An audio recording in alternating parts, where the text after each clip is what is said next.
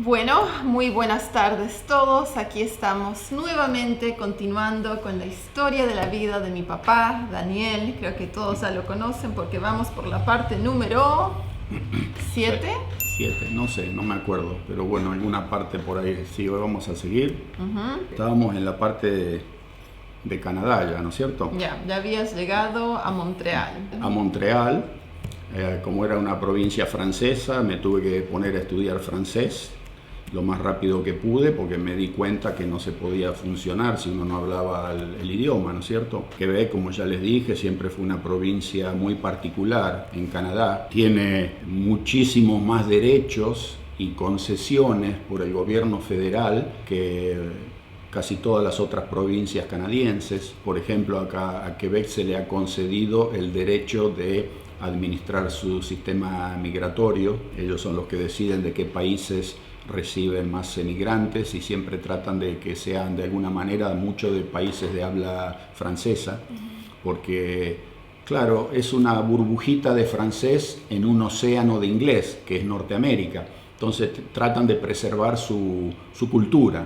Y lo encuentro bien, ¿no es cierto? También tienen se les ha otorgado el derecho de administrar el sistema de recolección de impuestos. En el resto de Canadá, todas las provincias administra el gobierno federal, es el que recauda, pero en Quebec hay que hacer dos declaraciones fiscales a fin de año, una para el gobierno federal y otra para Quebec, el gobierno provincial. La parte de dinero que le tocaría recibir en Quebec la administran ellos directamente sin que tenga que pasar por Ottawa, ¿no es cierto? O sea que sí, ese es el tema de la francofonía ya, ¿no es cierto? Bueno, llegamos y el francés había que hablarlo sí o sí. Lo fui a estudiar durante casi como un año, estuve estudiando en la escuela. Trabajaba, como ya les dije, de noche.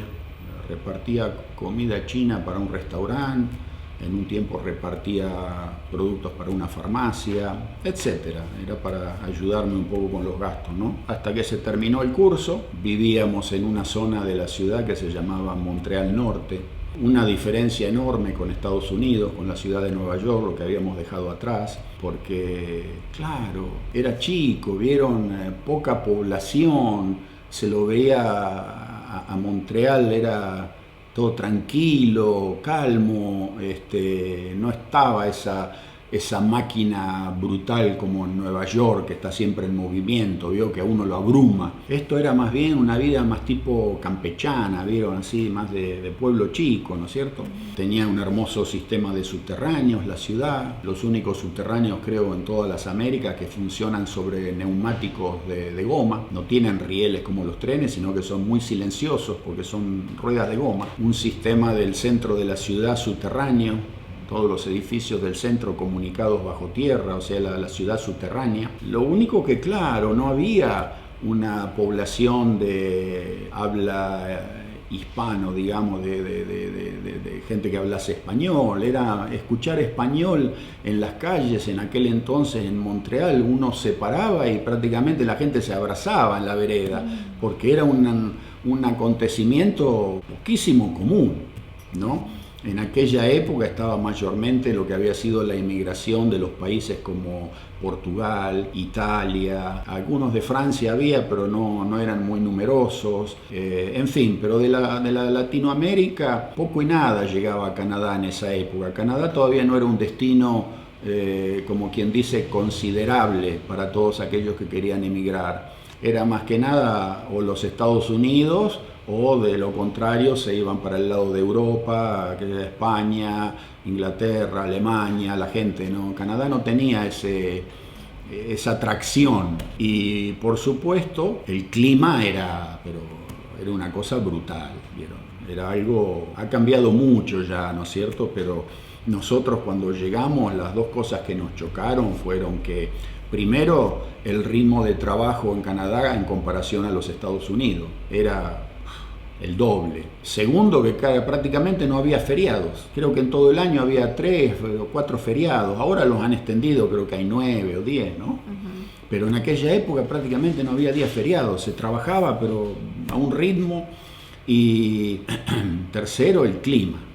Era brutal, miren, yo no sé, pero en aquellas épocas cuando nevaba, pero podían nevar a 2 metros de nieve, la ciudad se paralizaba. Yo me acuerdo que muchas veces uno iba a trabajar y el tema de la meteorología no estaba tan desarrollado como el día de hoy, que con las computadoras ya pueden predecir un plan de tormentas de 10 y hasta 15 días por adelantado. En aquella época todavía piensen que 50 años atrás todo eso no estaba tan como hoy en día, o sea que la pifiaban y la pifiaban muy seguido. Muchas veces uno se iba a trabajar y decían que iba a haber una nevada, pero una nevada nomás, y por ahí, qué sé yo, a las 11, las 12 del mediodía empezaba a nevar y empezaba a nevar con tutti.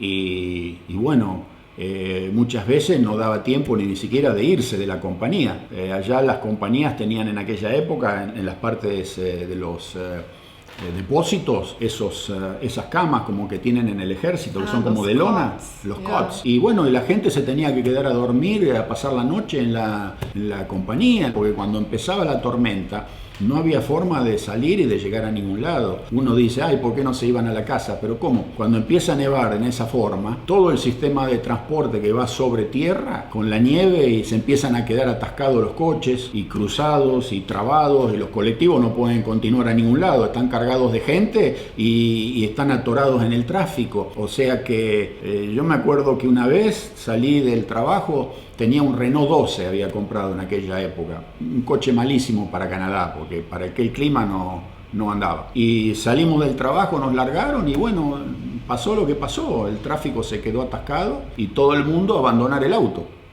a dejarlo ahí parado donde quedó, y yo me acuerdo que tuve que pasar la noche entre las 2 puertas de un edificio. Allá los edificios tienen 2 puertas, porque todo es doble, las ventanas, todo, para que se forme una barrera de aire caliente, ¿no es cierto? O sea que está la puerta de entrada que da hacia la vereda, hay un pequeño lobby con calefacción, y después está la puerta principal que da a la entrada del edificio. O sea que me tuve que quedar entre las 2 puertas con la calefacción, esperando que pase el temporal, porque no había forma de llegar a ningún lado. Los autos de policía abandonados por el medio de las calles, la policía salía con las motonieve, con la moto de nieve, ¿vieron?, a recorrer. Había que tener en la casa siempre una provista de comida en aquella época, de latas, porque cuando venían esas tormentas de nieve, a veces podían durar 3-4 días y cerraba todo. Cerraban los bancos por miedo a los robos, porque no se olviden que en aquella época Montreal era la capital mundial de los robos a bancos, a mano armada. Era una cosa increíble, robaban los bancos, claro, no había tarjetas de crédito y era todo efectivo. O sea que los bancos tenían plata y Montreal era un centro de robo de bancos que parecía el Far West. Los supermercados cerraban, no había forma de suministrarse, digamos, en ningún lugar. O sea, si usted no tenía una provista de comida en su casa, la pasaba mal. Había que tener velas,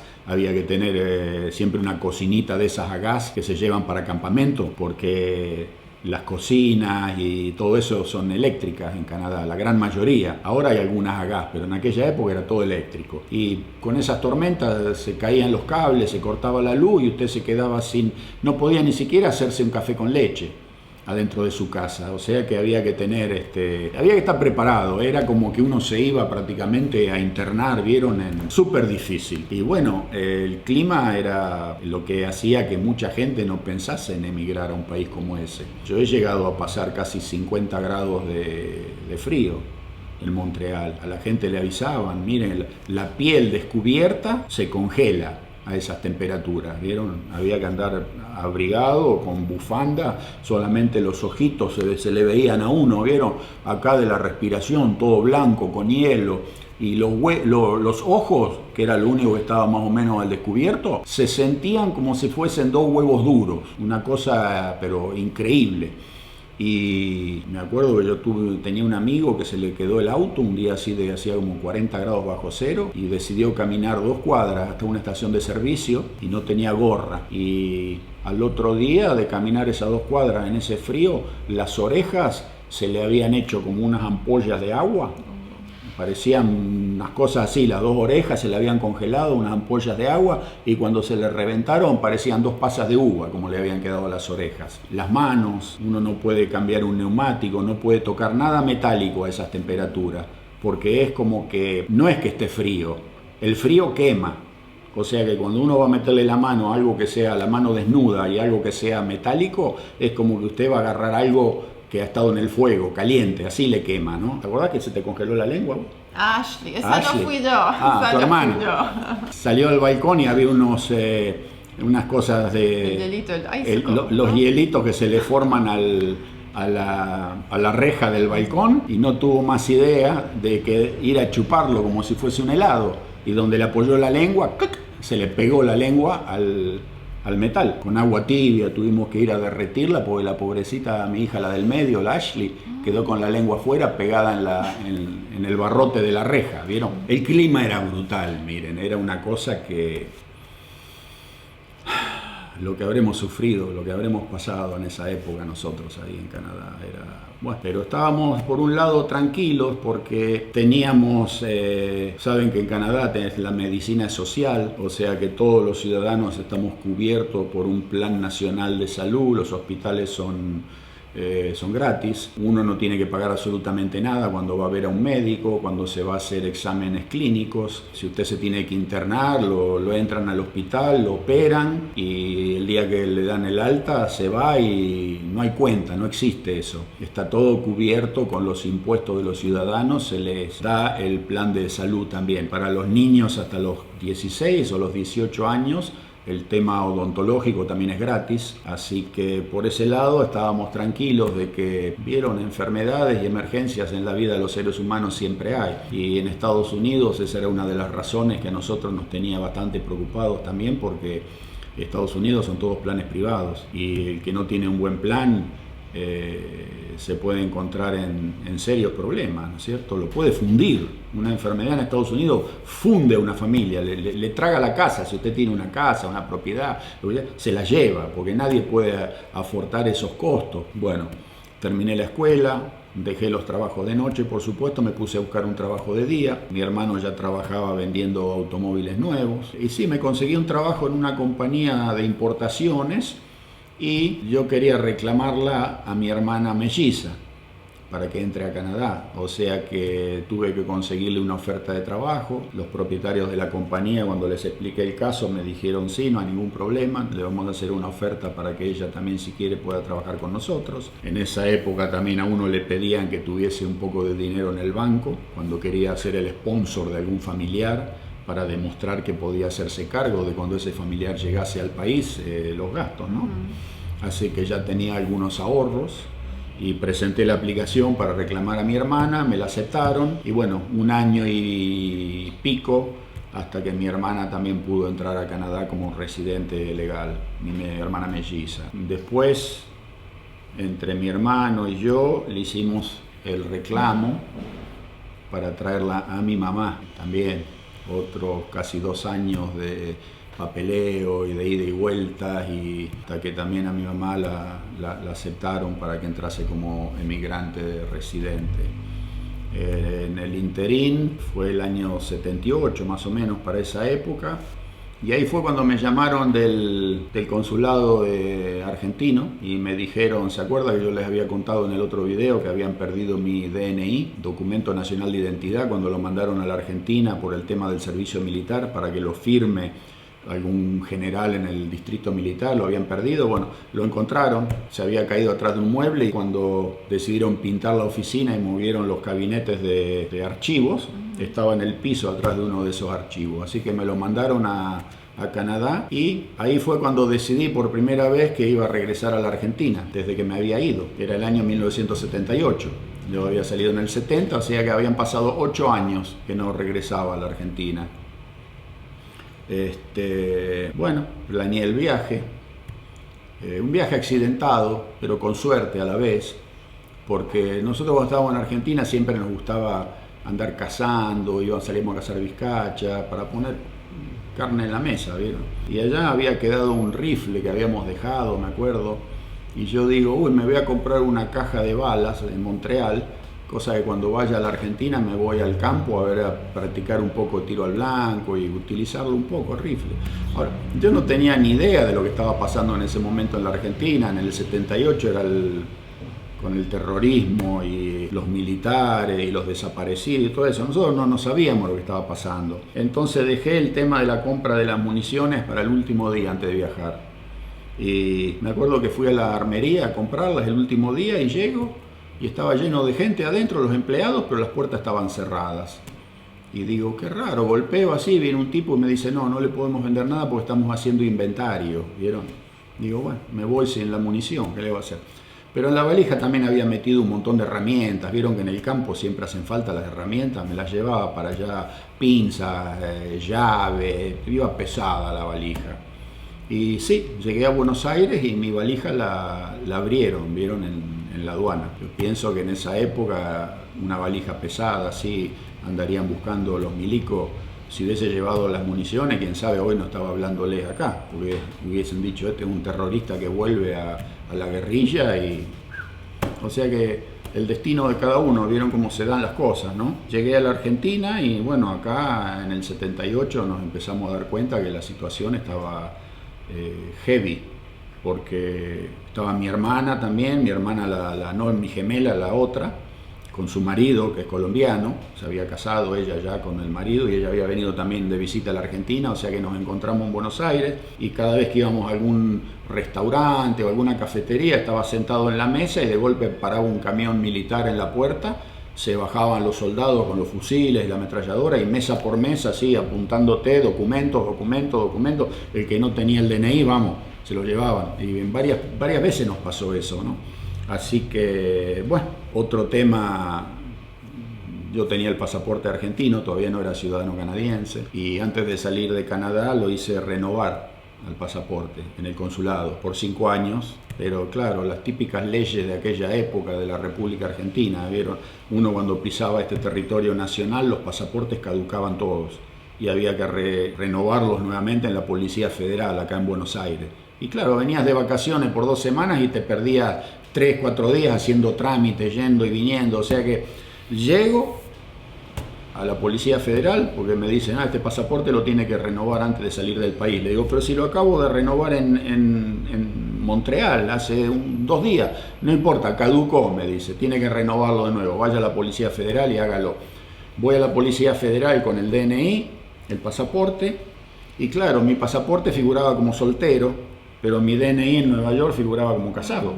Entonces la chica agarra mi pasaporte, dice, este pasaporte ya no sirve más, y le va a poner el sello de cancelado y yo se lo quito ahí en la Policía Federal. Le digo, no, que lo necesito para cambiar cheques de viajero. Me dice, bueno, para hacer el nuevo pasaporte necesita certificados de casamiento legalizados por el consulado argentino en Nueva York, y en fin.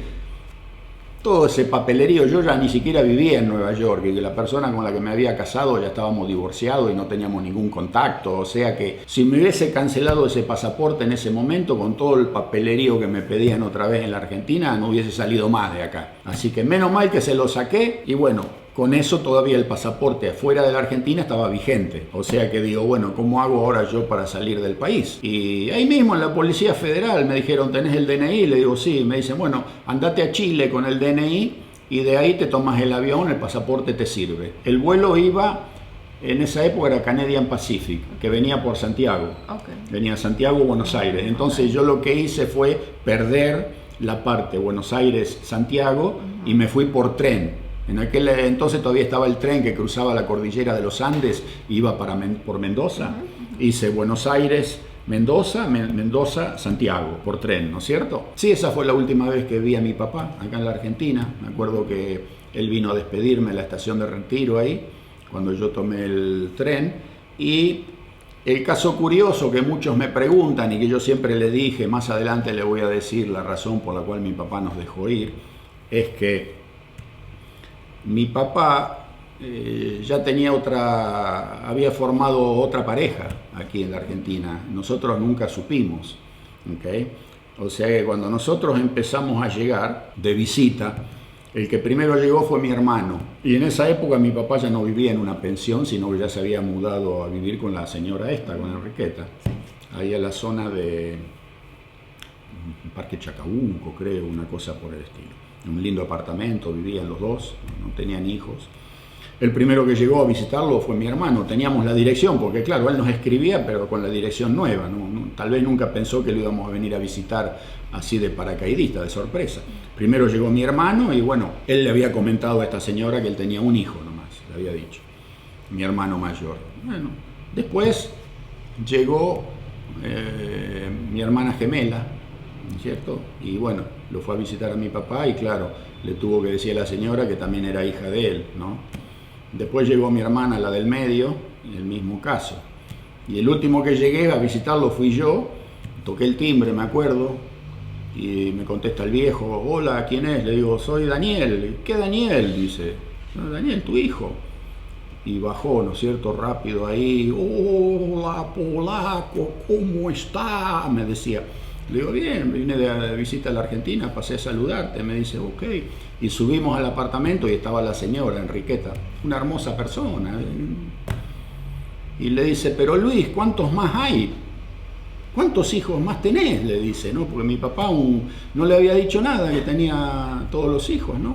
Y le dice, no, este es el último, no hay más, que esto, que el otro. Bueno, comimos juntos ahí. Imagínense, todos adultos, ¿qué le hubiera costado a mi viejo decir, ok, la relación con tu abuela se terminó, yo ya formé otra pareja y punto. Pero claro, por esa es la razón que él firmó todos los papeles para que nosotros nos vayamos de la Argentina y no puso ningún pero, porque él ya estaba en esa relación y éramos como una, no sé si decirlo, un impedimento, o no se animaba a decirle a la mujer con la que empezó la relación que tenía hijos, o habrá empezado la relación mintiendo que no tenía hijos y después cómo arreglo esta situación, ¿no es cierto? Y bueno, esa fue la razón por la cual él nos dejó salir de la Argentina sin muchos miramientos. Y yo no lo juzgo. Lo único que siempre me dio desde que lo supe una sensación de desagrado es de que él podía pagar una mensualidad de una pensión ahí en la calle Cochabamba, en Constitución, que no usaba, porque ya estaba viviendo con esta mujer en un lindo apartamento, y esa pensión era dinero que nosotros en Necochea lo hubiésemos podido utilizar para tal vez tener un poquito mejor de calidad de vida. Y él, por no haber sido frontal, tanto con mi madre como con la nueva pareja, decir, bueno, esta es la situación, siguió durante años pagando una pensión y tirando plata a la basura, sin haber tenido que hacerlo, porque nadie le iba a cuestionar nada, ¿no es cierto? Y tal vez que con lo que él pagaba un mes de pensión para nada, con ese dinero yo hubiese podido hasta comprarme el blazer que nunca tuve para ir al colegio secundario, ¿vieron? Son esas cosas que uno dice, pero qué falta de honestidad, ¿no es cierto?, para poner las cosas sobre la mesa y decir, bueno, esto es así, acá se terminó, yo ya tengo otra vida y los tantos son los tantos, ¿no es cierto? Pero bueno, agua bajo el puente. Así que estaba aquí en la Argentina y me tuve que ir por Chile. Crucé la cordillera, estuve en Santiago varios días y en el viaje de regreso, cuando yo venía hacia Argentina, el avión había parado también en Lima, Perú, y ahí le había dado una llamada por teléfono a tu mamá, a la que es ahora mi esposa, que estaba viviendo en Lima. Así que digo, bueno, de regreso para unos días en Lima para encontrarnos, ¿no es cierto? Ella me dice, sí, vení, quédate acá en casa, en el apartamento, hay lugares, etcétera, etcétera. Así que bueno, estuve en Santiago me tomé un avión a Lima, en Lima llego al aeropuerto, no, ella me había dicho que me iba a estar esperando, no había nadie, así que digo, ¿y ahora dónde voy? Yo no conocía nada de Lima, ¿viste? Sabés, allá el Callao de aquella época, el aeropuerto está en un barrio pero más picante, y digo, ¿y ahora dónde me voy? Así que ya estaba haciendo planes para irme a buscar algún lugar, era de noche, porque todos los vuelos que llegan a Lima llegan como a las 2 o las 3 de la mañana. Es un lugar tétrico para salir de viaje, porque todos los vuelos llegan ahí, como es mitad de camino entre las Américas, siempre, ¿no? Siempre. Hasta ahora. Hasta ahora, la medianoche, la 1, las 2, las 3 de la mañana. O sea, que creo que eran como las 2 de la mañana, ¿no? Y por ahí la veo que viene Pilar, mi esposa. Hola, ¿qué tal? ¿Qué pasó? Le digo, no, pensé que no venías, que te arrepentiste. No, me dice, me perdí. Había venido con el auto de la mamá, que tenía un Valiant, una cosa así, un coche americano, un autazo, un V8, tenía una bestia era aquel auto. Y me vino a buscar y bueno, me llevó ahí al apartamento en donde viven ellos en Miraflores y sí, salíamos juntos nuevamente, así que estuve como 3 meses ahí en Lima. Y bueno, ahí fue cuando decidimos que nos íbamos a casar. Yo ya tenía como 24 años, habré tenido 25, no sé, por ahí. Le digo, bueno, yo me voy a regresar a Canadá y cuando me organice, después venís vos y nos casamos y hacemos todo el papeleo para que te quedes también a vivir en Canadá. Así que ahí estuvimos en Lima. Fue la época cuando les conté en otros videos que había que salir porque con salvoconductos de noche, había toque de queda, gobiernos militares, la misma historia de toda la América Latina, vieron, un país era un calco del otro en esa época. Así que sí. Un día me llama mi hermano, me dice, mirá, si podés venir ya para Montreal porque hay una oportunidad de negocios, a ver si te interesa, podemos comprar un negocio. Le digo, sí, ya estoy por viajar, así que viajé y sí, la oportunidad de negocio había resultado ser que compramos un pequeño negocio que allá se llaman dépanneur, que son esos negocios que son como un pequeño almacén, pero que está abierto los 7 días por semana y hasta horas tarde, cuando ya cierran los supermercados y todos los otros negocios, estos lugarcitos quedan siempre abiertos, trabajan pero constantemente. Así que se presentó la oportunidad y compramos el negocio y yo lo empecé a operar, ¿no es cierto? Un negocio que estaba bastante venido a menos porque el dueño era una persona ya mayor que no le daba mucha bola. Y bueno, yo lo empecé a levantar, a poner más productos, a modernizarlo, a hacerlo trabajar, ¿no? Y sí, resultó ser un buen negocio que caminaba bien, pero claro, era mucho trabajo, eran horas largas, 7 días por semana, de las 9 de la mañana hasta las 12 de la noche, y bien sacrificado, ¿no es cierto? Así que bueno, en el interín un día me avisa por teléfono que llegaba Pilar, me dice, llego tal día, y se vino nomás, ¿eh?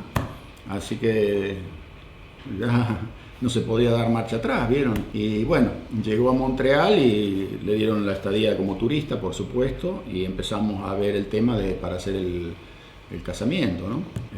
Empezamos a chocar contra todos los problemas de que la Iglesia Católica nos pedía certificados de bautismo para ver de que habíamos sido bautizados, de que éramos, bueno, toda la historia, ¿vieron? Y no teníamos nada nosotros.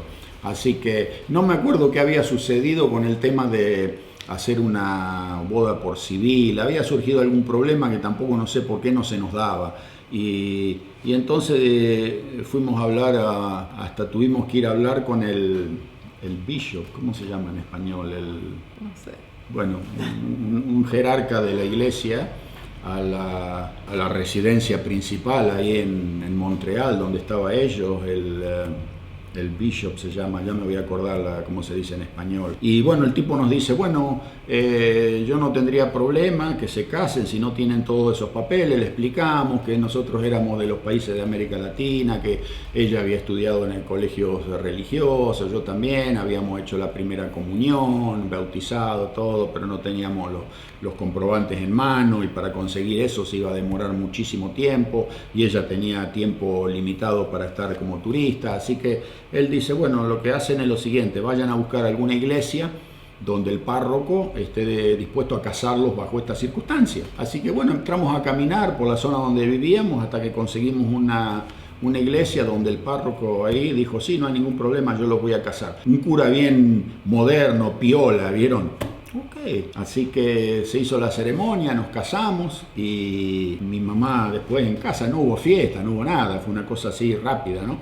Y había hecho mi mamá unas milanesas, un pollo al horno y le decimos al párroco ahí si le interesaba venir a compartir un poco la comida con nosotros. Sí, nos dice la dirección, yo voy. Ay, Dios mío. Y llegó vestido de civil, con una camisa de seda abierta, un chaco, era la época de fiebre de sábado a la noche, con esos trajes vieron de tres, con chaleco, todo, la camisa desabotonada hasta acá, una cadena de oro macizo y tenía colgada, creo que uno de esos, no sé si era un diente de medio como de tigre, una pata de no sé de algo colgada acá, el pelo todo bien arreglado, que esto otro, manejando un Camaro Z28, color celeste clarito. ¡Ah, la miércoles! Y esto, decimos nosotros, mirá el cura este.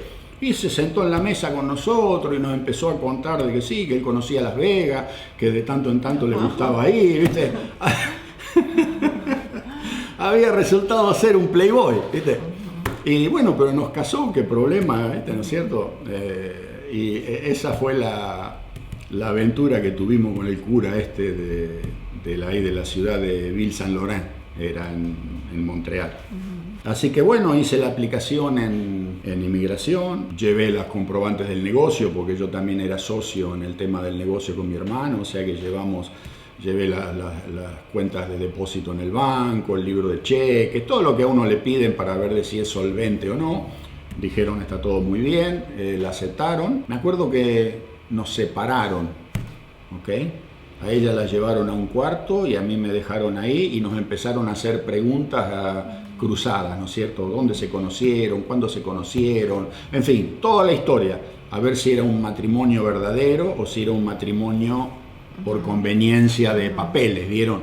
Y bueno, claro, como ambos contestamos todo lo mismo, de qué lado de la cama duerme uno, qué color son los cepillos de dientes, en fin, todo, Canadá. Y bueno, pasamos el examen sin ningún problema, la aceptaron y al poco tiempo también ya ella tenía su residencia en Canadá y empezamos nuestra vida sin nada, otra vez. Alquilamos un apartamento y no teníamos nada, la cocina y la heladera. Poco a poco fuimos buscando de comprar una cama, primero dormimos en un colchón en el piso y así poquito a poquito, los dos trabajando, ¿no es cierto? Compramos un auto de segunda mano, un Chevrolet Malibu. Ella trabajaba en las oficinas de una compañía que hacía negocios con España, porque ella habla alemán muy bien, habla inglés.